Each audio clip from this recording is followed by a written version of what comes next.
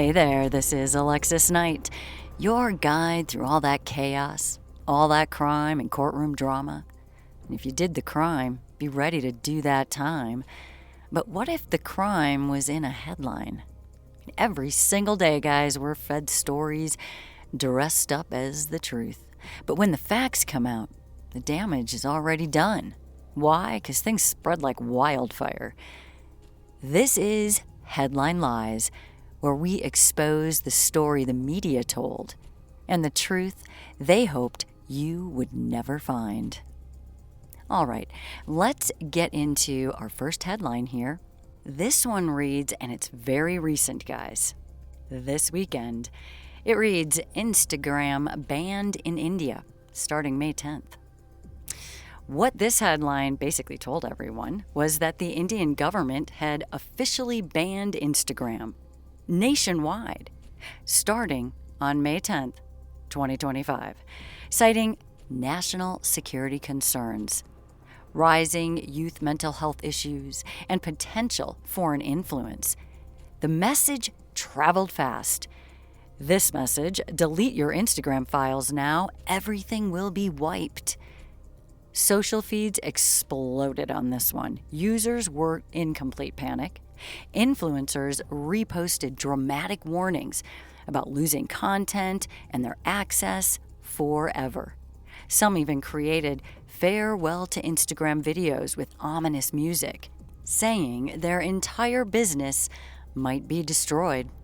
People started backing up content, exporting chats, and searching for how to recover reels. This whole thing felt like TikTok 2.0, a total government shutdown of a platform that millions relied on. But here's the truth. The whole thing was completely false. There was no government ban. There was no law passed, no regulatory order, and no shutdown directive from India's Ministry of Electronics or Telecommunications. In fact, Instagram's parent company, publicly responded to these viral claims, and they stated, there's no truth in this rumor. Instagram remains available and operational in India, and we have not been notified of any government action. I mean, isn't that nuts? So where did this headline come from? Well, it started out with one fake screenshot, a poorly edited image designed to look like an official government memo. It was first shared in a Telegram group.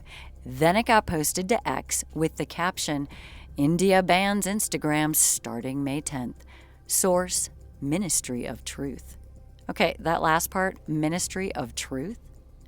Yeah, that's a reference to George Orwell's 1984. Okay, the entire thing was satire. But people didn't realize it was fake, especially after a few large influencer accounts reposted it without verifying anything. Maybe our pressure should go on them a little bit, right?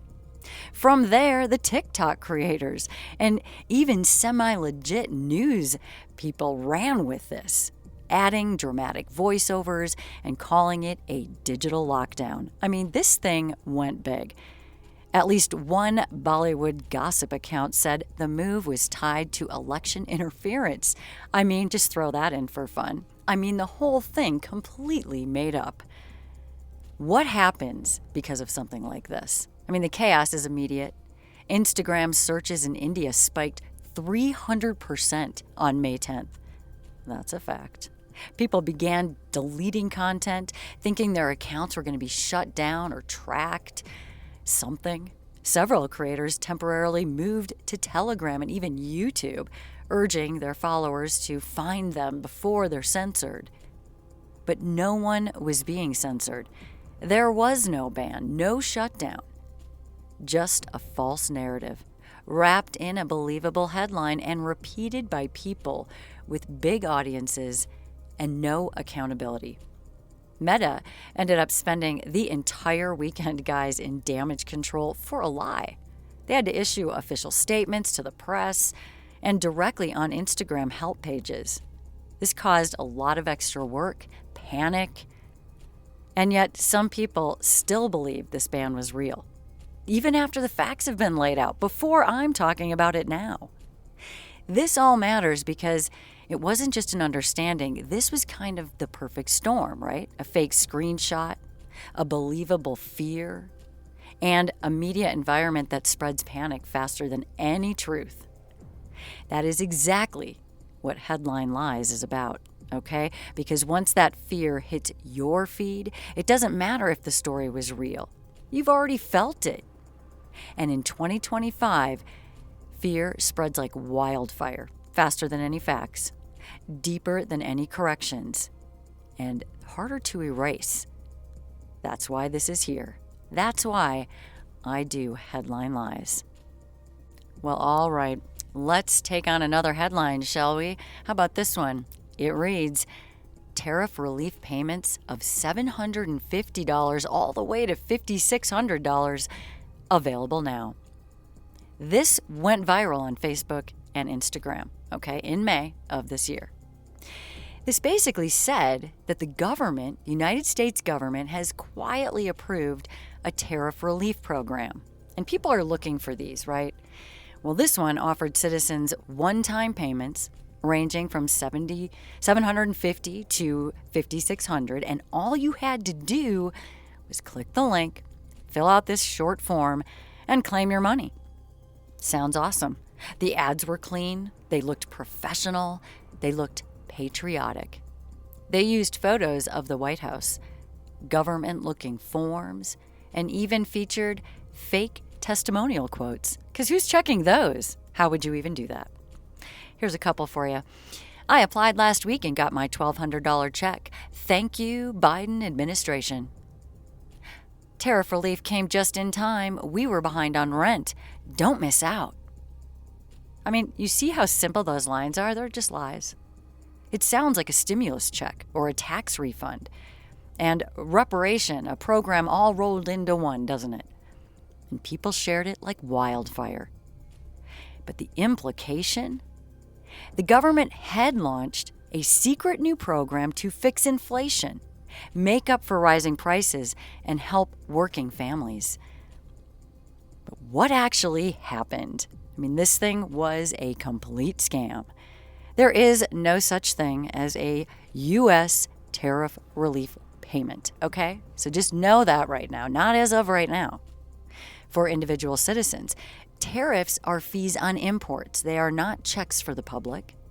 And no federal agency has ever issued direct cash payments related to tariffs. Now, we're in a unique situation, and people are looking for these tariff relief checks. So it's something very easy to throw out there and have people bite. But if you're biting, stop biting. And let's wait for the real thing if we ever get it. So what were these ads then?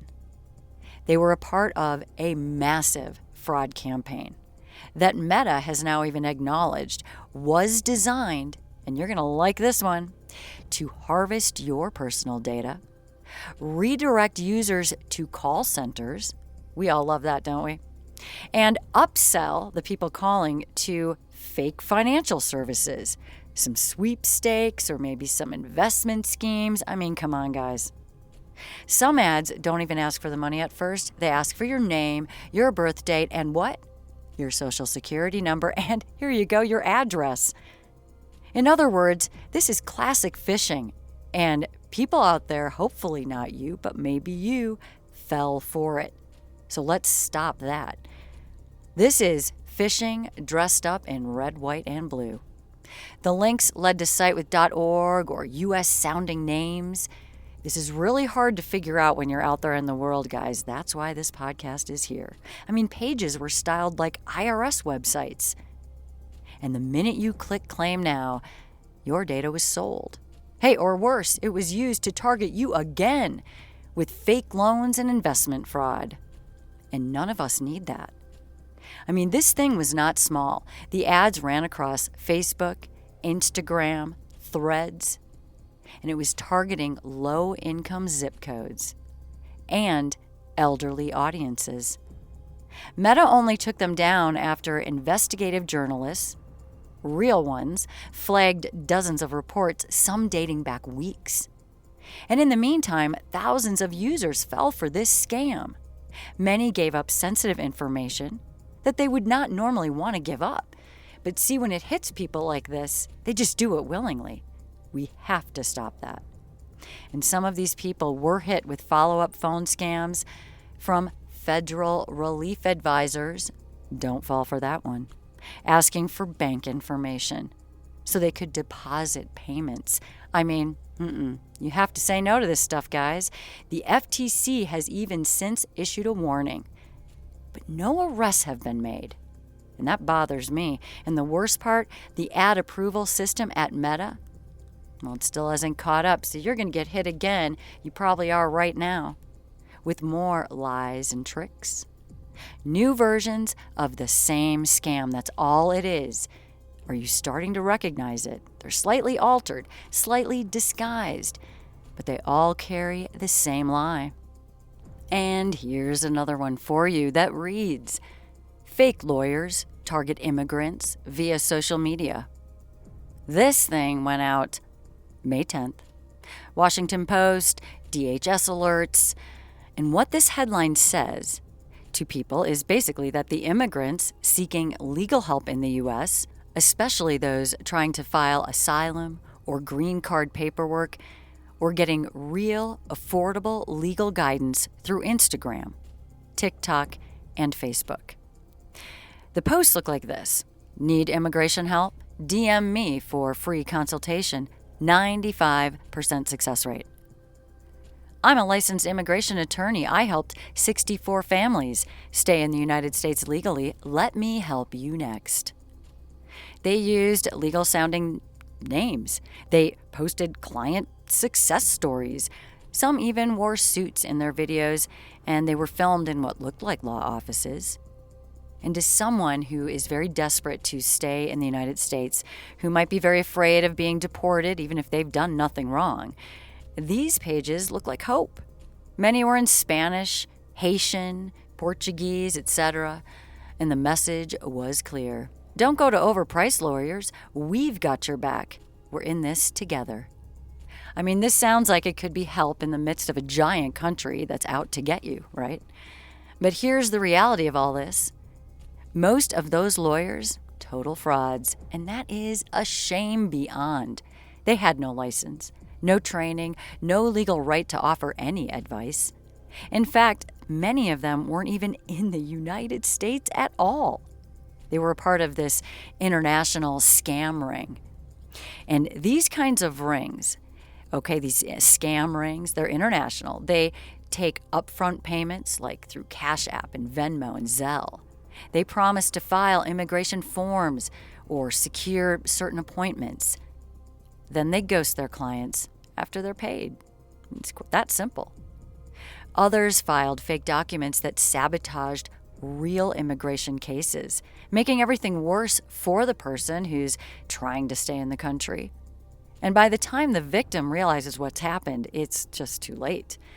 They were either scammed out of thousands or facing deportation because of bad filings or missed deadlines. And those things happen, and there's really nothing you can do at that point. Now, this is not just a social media scam. This is a human tragedy, isn't it? Victims were often women with children hoping to get work permits or reunite with families. One woman in New Jersey lost $3,200 to a fake account. She thought she was getting a green card in 90 days. In Florida, a man's entire asylum case was dismissed because the form submitted by his so-called lawyer was full of errors. It was all made with AI, had missing fields and fake case numbers. And that stuff does not fly in the courts. And it's still happening, by the way. Right now, it's happening today.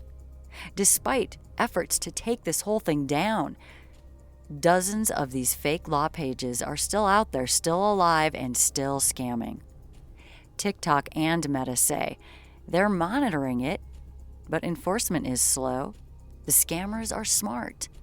They change usernames, block critics, repost the same pitch using AI-generated faces, and all those fake client testimonials.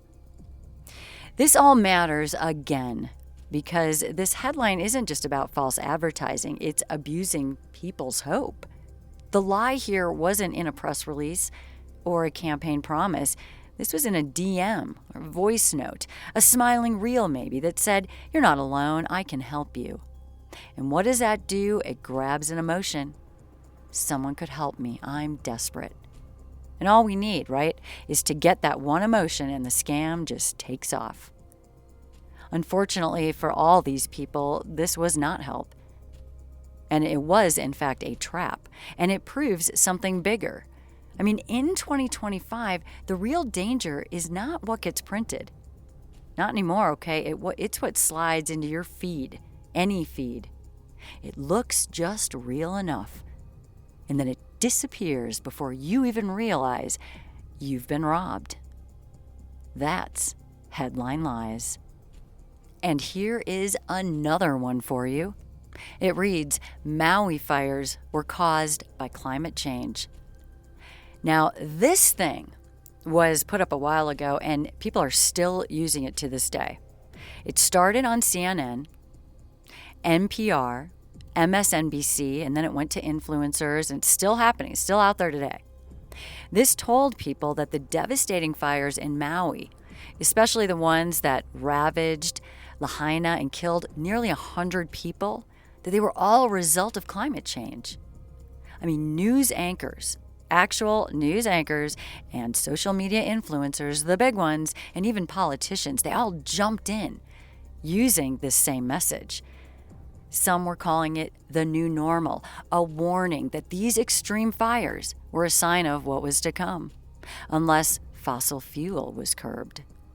The language they used was very emotional and urgent and political. Right? And that's the recipe, right, guys? One headline right from MSNBC read, "Hawaiian fires, a climate catastrophe in real time." Climate catastrophe. A tweet with over 20 million views claimed, "Maui's burning because the planet is dying. Climate change just killed another town." I mean, that sounds devastating, and this whole thing worked. Within 48 hours, hashtags like climate crisis and green emergency, they were trending. People were donating to green causes. Kids post TikTok videos crying about how we've ruined our earth. But what was missing in all of this? Can you guess? Well, the truth. Because what actually happened here, this official cause of this fire, was not global warming. It was a downed power line. Wow, a lot less exciting, so common. Whoa. That's all it was. We don't even want to believe it, right? It has to be climate change. But it was not. It was not. And it's not just a theory, okay? This is in court documents, surveillance footage, investigative reports that have been confirmed about the electrical sparks, about the very utility pole that ignited. Dry brush in the area. There were high winds. This is what happened, guys. I know. Wow. Really? Hawaiian Electric, the main utility company there, has even since admitted its equipment caused the fires. The utility didn't shut off power despite forecasts for extreme wind, something they've been sued over, and they're now under investigation for. They don't want to fully admit it. It's all heading to them. It was not climate change, we know that. Even the New York Times, they eventually folded and gave in and confirmed. The Maui wildfires were likely started by downed utility lines, not by climate change directly. Now, and if you notice, they're saying maybe and likely. They're not including the fact that there's a giant investigation. There are court dates lined up. There are videos proving this. They want to sort of soften it like, well, maybe. I don't know why we just can't share the news for what it is. Yes, climate factors like drought and invasive grasses, they did make this particular fire worse and any fire worse, but they did not cause it. Spark? That came from failing infrastructure. And this whole thing is one of the clearest examples of how fast a narrative can take over, even before the facts are in. And once a headline like "climate change caused the Maui fires" takes hold, good luck walking it back. Here is what happened because of all of this. All right? I mean, a lot happens with these things. Climate activists used the disaster to try to push legislation. Well, they did, and donation campaigns, before fire victims even had housing. Government officials focused more on carbon. We just don't get accountability with this stuff. And the real cause, negligence by Hawaiian Electric, well, that all got buried under hashtags and talking points. Residents have since come forward and they're saying, hey, stop politicizing our tragedy. This was not global warming. It was avoidable, and someone should have shut the damn power off. But hey, that message didn't trend. Look, this matters because climate change is real. But that doesn't mean every disaster is climate change. And climate change is a climate changing. It's not always a disaster. Sometimes it's just changing. It's Earth. It goes through a lot of changes. But the words climate change together create chaos because we think of damage, things getting destroyed. And when the media jumps the gun, when it swaps science for speculation, we lose that ability to hold the actual people accountable. This headline was not just misleading. It let the guilty off the hook. And that is the cost of viral truth. And that is what we uncover here on Headline Lies. And so there you have it once again. Few headlines this morning, each one delivered with confidence, shared by millions, and each one built on a story that wasn't fully true. A fake Instagram ban that never happened. A cash relief program that never existed.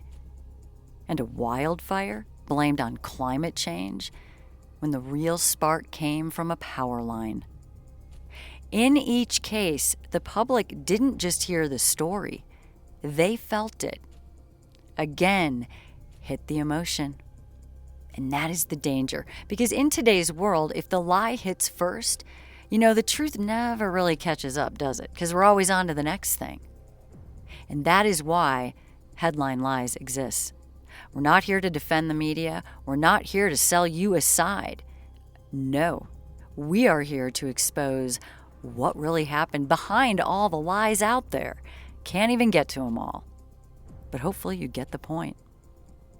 When the headline didn't match the facts, and the fallout hit long after the truth was buried, that's what's going on here. I am Alexis Knight, and I'll be back next time cutting through the chaos, one headline at a time. Until next time.